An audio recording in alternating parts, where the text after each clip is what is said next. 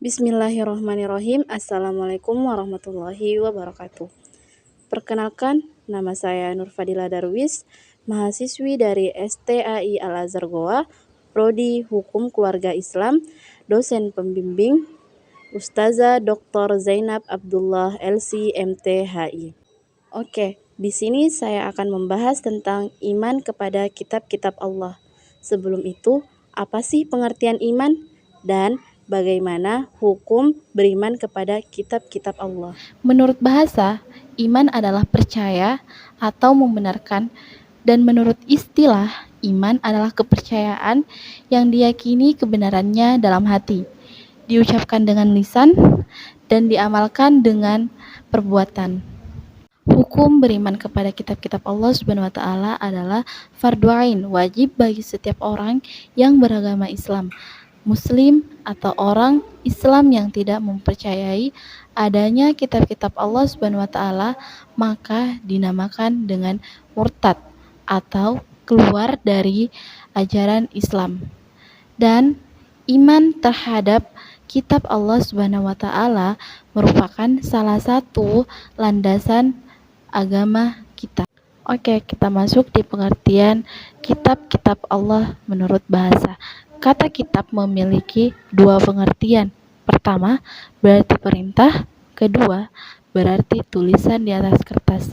Dan yang dimaksud kitab Allah Subhanahu wa Ta'ala adalah wahyu yang diturunkan kepada para nabi dan rasul yang berisi pedoman hidup bagi umatnya dan telah dibukukan. Adapun kitab-kitab Allah yang wajib kita imani ada 4. Yang pertama, kitab Taurat, diturunkan kepada Nabi Musa alaihissalam. Dan yang kedua, kitab Zabur, diturunkan kepada Nabi Daud alaihissalam yang berbahasa Kipti.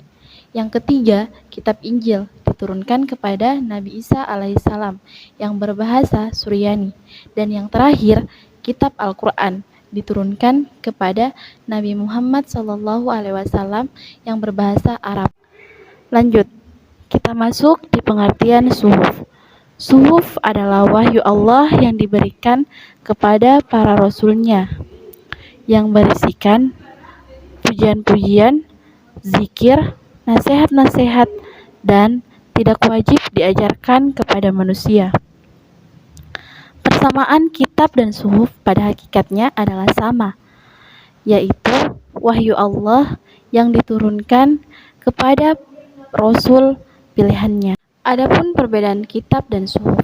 Yang pertama, kitab. Wahyu Allah diturunkan kepada para Rasul untuk diajarkan kepada manusia sebagai petunjuk dan pedoman hidupnya. Sedangkan suhuf, wahyu Allah yang diberikan kepada para rasul dan nabinya dan tidak wajib diajarkan kepada manusia. Yang kedua, isi kitab lebih lengkap dan sempurna daripada suhuf. Yang ketiga, kitab dibukukan dalam satu kumpulan, tulisan atau hafalan yang menjadikan utuh sebagai satu kumpulan wahyu. Sedangkan suhuf tidak dibukukan sejak diturunkannya, sehingga tercatat dalam bentuk lembaran-lembaran.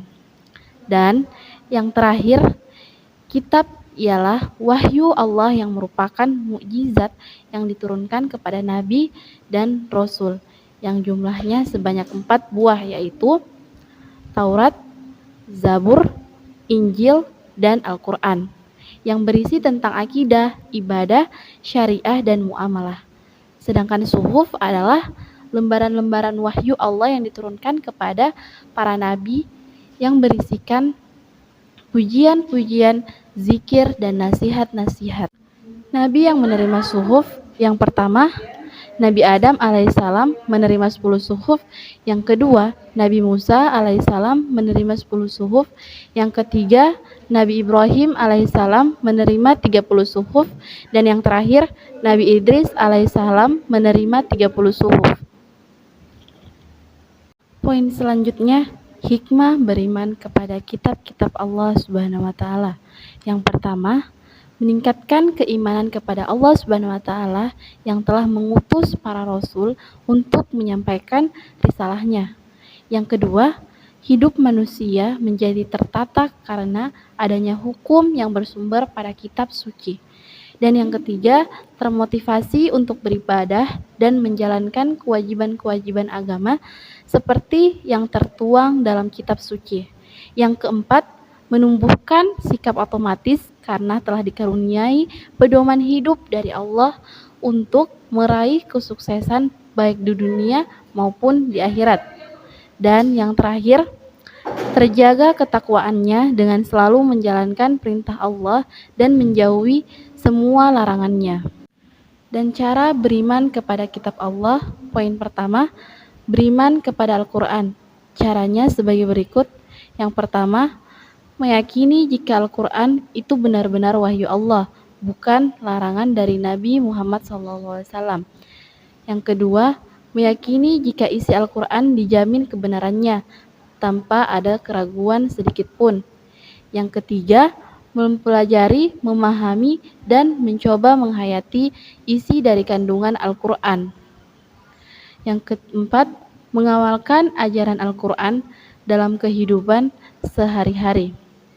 Poin kedua, beriman kepada kitab-kitab sebelum Al-Quran. Caranya sebagai berikut. Yang pertama, meyakini jika kitab-kitab tersebut benar-benar wahyu Allah, bukan karangan dari para rasul. Yang kedua, meyakini akan kebenaran isinya. Poin terakhir, fungsi Al-Quran dan garis besar dari isi kandungan Al-Quran. Yang pertama, fungsi Al-Quran dalam agama Islam, yaitu Al-Huda yang berarti petunjuk, Al-Furqan yang berarti pemisah, Al-Ashifah yang berarti obat, Al-Mau'izah yang berarti nasihat. Yang kedua, fungsi Al-Quran bagi kehidupan manusia. A. Sebagai petunjuk jalan yang lurus. B. Merupakan mukjizat bagi Nabi Muhammad SAW. C. Menjelaskan kepribadian manusia. D. Merupakan penyempurna bagi kitab-kitab sebelumnya. E. Menjelaskan masalah yang pernah diperselisihkan umatnya sebelumnya. F. Al-Quran memantapkan iman Islam. G. Tuntunan dan hukum untuk menjalani kehidupan. Yang ketiga, fungsi Al-Quran sebagai sumber ilmu, yaitu ilmu tauhid, ilmu hukum, ilmu tasawuf, ilmu filsafat Islam, ilmu sejarah Islam, dan yang terakhir ilmu pendidikan Islam. Dan garis besar dari isi kandungan Al-Quran. Yang pertama, akidah. Yang kedua, ibadah dan muamalah. Yang ketiga, hukum. Yang keempat, sejarah. Yang kelima, isi kandungan Al-Quran sebagai pedoman bagi umat Islam. Dan yang terakhir, ilmu pengetahuan. Baiklah, sekian video yang saya sampaikan. Semoga teman-teman bisa mengambil manfaat di dalamnya. Sebelum itu, jangan lupa like, comment, share, and subscribe. Wabillahi taufiq wal hidayah. Wassalamualaikum warahmatullahi wabarakatuh.